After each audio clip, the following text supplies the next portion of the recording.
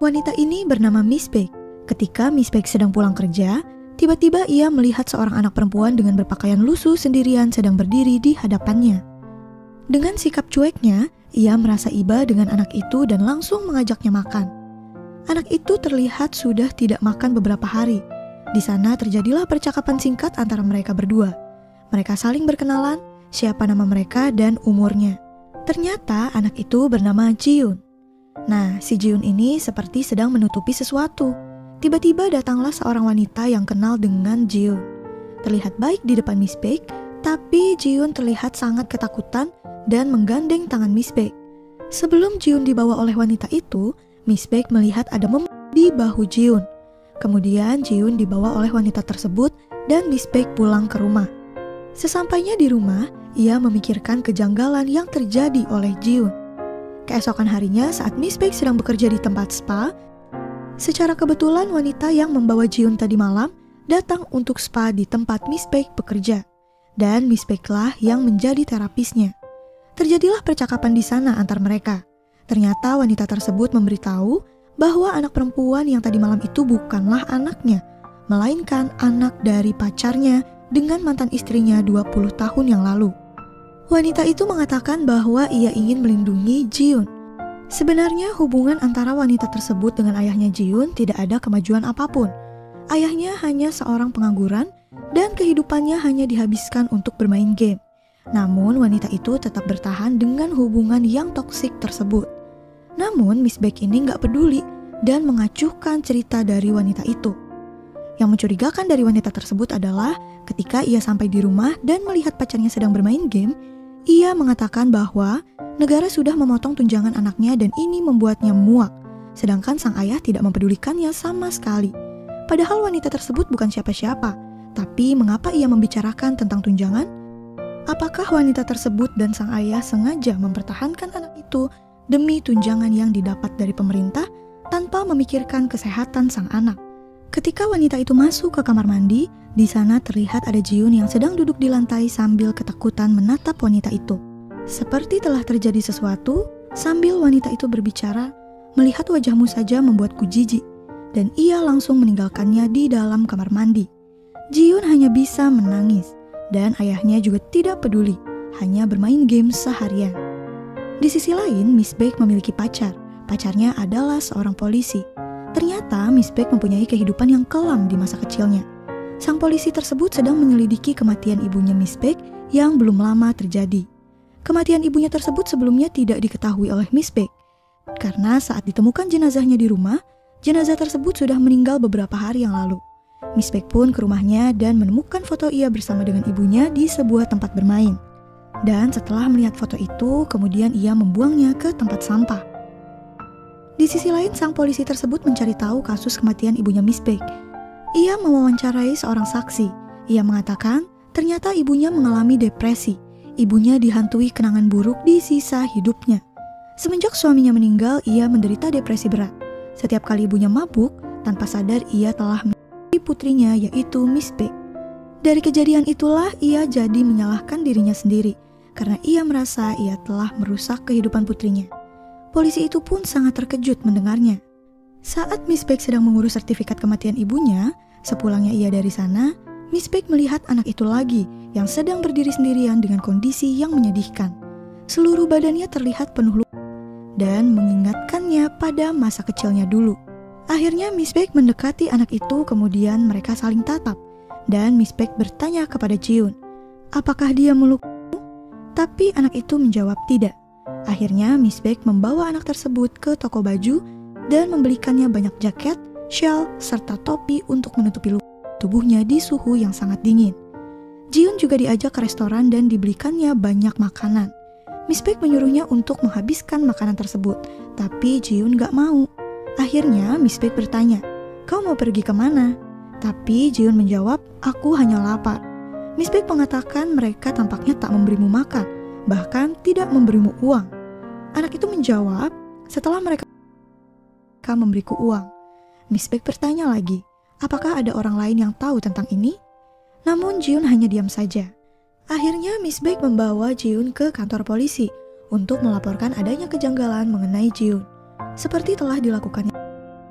Namun sesampainya di kantor polisi, mereka tidak masuk ke kantornya karena Ji-Yoon mengatakan bahwa ia sudah pernah ke kantor polisi, namun polisi memulangkannya ke rumah, yang membuat anak itu mendapat perlakuan lagi karena sudah berusaha melaporkan kepada polisi. Di hari berikutnya, Ji-Yoon menemui Miss Baek di tempat kerjanya. Miss Baek pun bertanya, apakah ada tempat lain yang bisa kau datangi selain diriku? Jika tak ada, adakah tempat yang ingin kau tuju?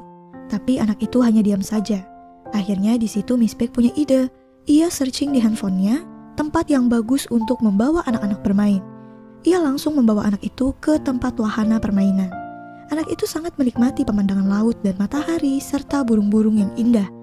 Ia pun menggenggam tangan Miss Baek dan mengucapkan terima kasih.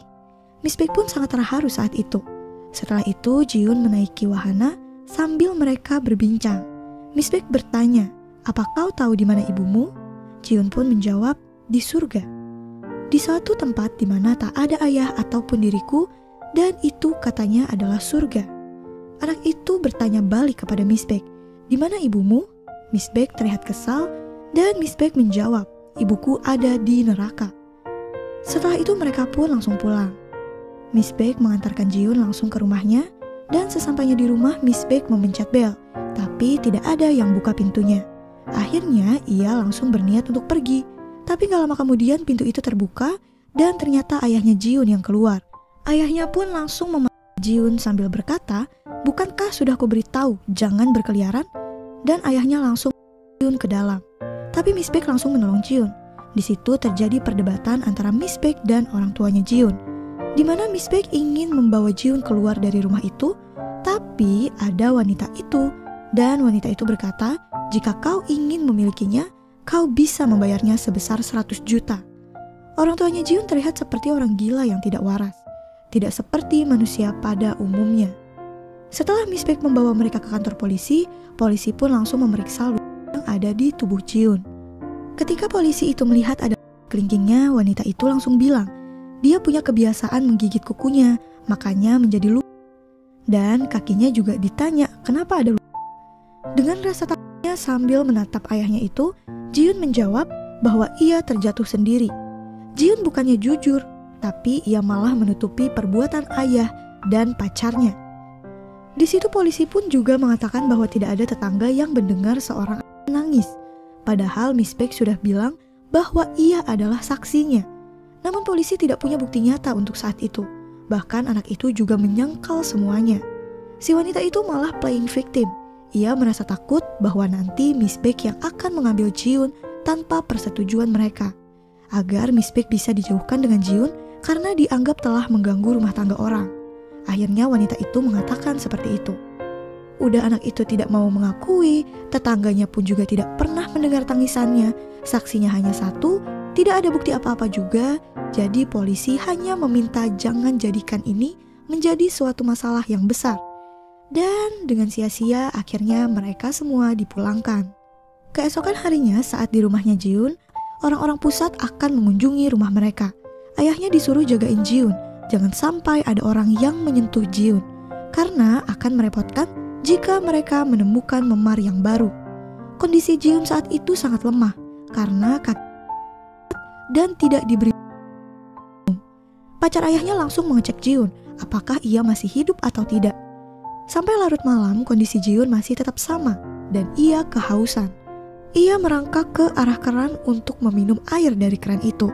Namun tiba-tiba ayahnya datang dan mengatakan, jangan meminum itu hanya akan membuatmu tetap hidup. Akhirnya Ji-Yoon masuk ke dalam dan tidak jadi minum air itu, karena ayahnya sudah menutup rapat kerannya, sehingga Ji-Yoon tidak bisa membukanya. Kemudian Ji-Yoon meminta maaf ke ayahnya sambil menangis, tapi ayahnya malah berkata, tangisan itu membuatku kesal. Aku bilang hentikan.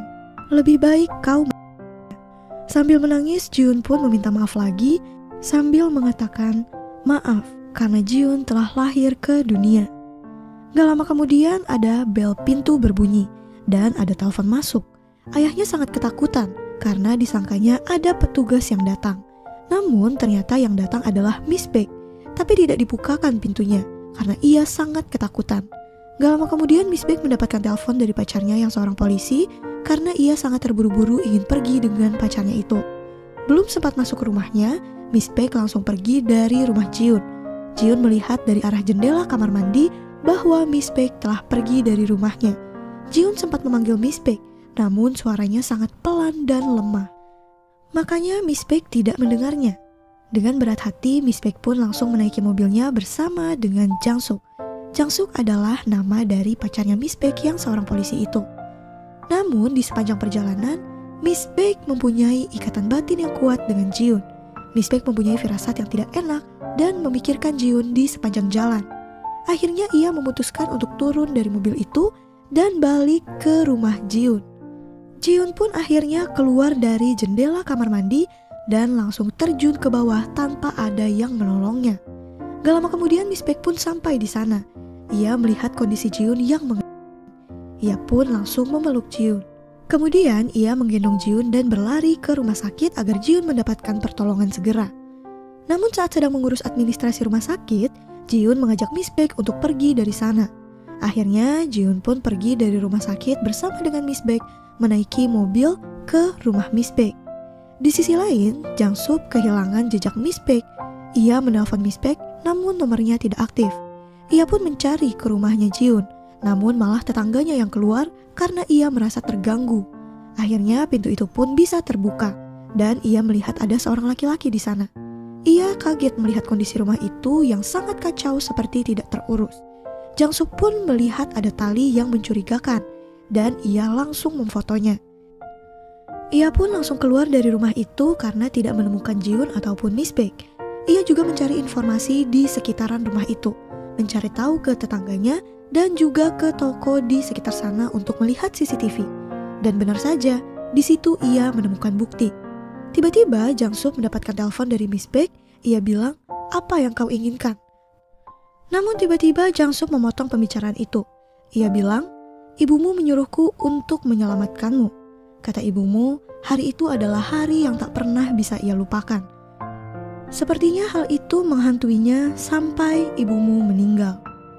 Jadi saat Miss Baek masih kecil dulu, ibunya Miss Baek ini sedang tidak sadar diri karena tanpa disadari ia telah meluk. Kembali ke masa kecil Miss Baek. Saat kondisi Miss Baek sudah membaik, sang ibu membawanya ke tempat bermain, tempat yang sama di mana Miss Baek membawa Jiun waktu itu. Di sana ibunya berkata, "Lari dariku, larilah sejauh mungkin." Sambil ada fotografer yang mengabadikan momen terakhir mereka. Foto itulah yang dibuang oleh Miss Baek saat ibunya sudah meninggal. Di sisi lain, ayahnya Jiun malah kabur dari rumah bersama dengan sang pacar. Mereka berniat untuk menyingkirkan Jiun terlebih dahulu. Akhirnya ayahnya pergi ke kantor polisi untuk melaporkan anak hilang. Akhirnya polisi ikut membantu untuk mencari keberadaan anak tersebut. Anak itu dilaporkan hilang karena diculik oleh Miss Baek. Akhirnya polisi pergi ke toko yang ada di dekat rumah ayahnya Jiun untuk meminta CCTV. Tapi sudah keduluan dengan polisi Jang Suk yang sudah memegang memori CCTV itu. Penjaga toko itu juga sudah memberikan kesaksiannya. Polisi yang bersama dengan sang ayah juga memeriksa keadaan rumah itu. Polisi itu menyebut bahwa rumah itu tidak terlihat seperti tempat tinggal seorang anak. Bagaimana bisa putrimu menghabiskan waktunya untuk bermain? Bahkan saat polisi bertanya pakaian terakhir apa yang anaknya kenakan, sang ayah tidak mengetahuinya. Polisi juga mencari keberadaan Jiun dan Miss Baek ke rumah sakit serta ke stasiun-stasiun. Dan benar saja, akhirnya keberadaan mereka terlacak. Sudah banyak polisi yang ditugaskan di stasiun tempat mereka berada. Polisi Jang Suk langsung menghubungi Miss Baek untuk angkat teleponnya segera. Ia mengatakan bahwa Miss Baek akan ditangkap jika melarikan diri dengan anak itu. Jang Suk meminta Miss Baek untuk tetap duduk dan menunggu sampai Jang Suk datang, karena ia akan menuju ke tempat itu. Tapi Miss Baek tidak mempedulikan perkataan Jang Suk. Ia malah kabur dan lari dengan gelagat yang mencurigakan. Padahal sangat banyak polisi di sana. Gak lama kemudian akhirnya Jang Suk datang dan langsung membawa Miss Baek serta Jiun untuk pergi dari sana. Jang Suk membawa mereka ke tempat kakaknya. Di situ Jang Suk memberitahu ke Miss Baek bahwa ayahnya Jiun melaporkan Miss Baek atas tuduhan penculikan. Makanya mereka perlu bukti bahwa Jiun benar melarikan diri dari penganiayaan, bukan karena diculik. Jang Suk akan pergi sebentar dan meminta untuk Miss Baek serta Jiun jangan pergi kemana-mana dan tetap di rumah itu. Ternyata Jang Sup pergi untuk menemui ayahnya Jiun. Ia langsung memarahi ayahnya Jiun atas laporan penculikan itu dan meminta untuk mencabut laporannya. Ternyata keributan mereka berdua jadi tontonan orang-orang di sekitar. Salah satu pria ada yang mengatakan, "Keributan apa ini? Apa ada perkelahian? Anak di lantai 2 sudah menghilang, dan aku melihat anak itu gelantungan di jendela kemarin." Sontak perkataan pria itu membuat langkah Jang Sup terhenti. Ia langsung mengajak ngobrol pria itu sambil melihat bukti rekaman kamera yang ada di mobil pria tersebut. Dan benar saja, di kamera itu terlihat bahwa Jiun dalam kondisi di jendela. Dari situlah sudah ada bukti nyata yang ditemukan bahwa Jiun tidak. Akhirnya Jang Sup pun buru-buru mengejar ayahnya Jiun yang berniat untuk kabur. Jang Sup pun akhirnya berhasil mengamankan ayahnya Jiun. Ayahnya ditahan dengan hukuman penjara 7 tahun karena pengadilan menemukan bahwa sang ayah bersalah atas semua tuduhan. Ayahnya sudah mengaku duluan dan mengungkapkan penyesalan yang mendalam atas kejahatannya. Di sisi lain, pacar dari ayahnya Jiun juga sudah berniat kabur dengan membawa uang dalam jumlah yang banyak. Ia juga sudah berniat untuk berbuat sesuatu kepada Jiun. Saat Jiun sedang dititipkan di rumah kakaknya Jang Sup, Miss Baek tiba-tiba keluar dari rumah itu untuk ke apotik mencari obat flu. Dan sang kakak juga sedang menerima tamu yang tiba-tiba datang untuk mencari Jiun. Tapi tiba-tiba Jiun keluar secara diam-diam dari rumah itu tanpa diketahui oleh siapapun. Jiun keluar rumah untuk mencari Miss Baek. Akhirnya, karena kejadian tersebut, sang kakak menelpon Jang Sup dan memberitahu bahwa Jiun telah menghilang. Jang Sup sangat kesal mendengarnya karena kakaknya lalai dalam mengawasi Jiun. Tiba-tiba Jiun ditemukan oleh pacar dari ayahnya. Wanita tersebut bernama Cho Mi-kyung. Miss Baek yang mengetahui Jiun menghilang, ia langsung lari untuk mencari Jiun. Akhirnya Miss Baek melihat Jiun sedang bersama dengan Cho Mi-kyung. Miss Baek langsung mengamankan Jiun dan akhirnya terjadilah pertengkaran antara Miss Baek dengan Cho Mi-kyung. Gak lama kemudian Jang Sup pun datang untuk menyelamatkan Jiun dan Miss Baek. Jang Sup mengatakan, "Pergilah dari sini, biar aku yang mengurus Cho Mi-kyung. Pergilah dan jadilah ibunya walau hanya sesaat." Dengan rasa haru, Miss Baek akhirnya mengajak Jiun untuk ikut pergi dengannya. 1 tahun kemudian, hidup Jiun sudah menjadi lebih baik dengan tinggal bersama dengan Miss Baek dan Jang Sup. Jiun juga mendapatkan pendidikan yang layak. Ia bisa mendapat teman-teman yang sepantaran dan bermain bersama di sekolah. Sepulangnya dari sekolah, Jiun pun dijemput oleh Miss Baek. Penampilannya kini juga menjadi lebih rapih dan anggun. Dan film pun selesai. Mohon maaf apabila ada kesalahan dan kekurangan dalam video ini. Terima kasih.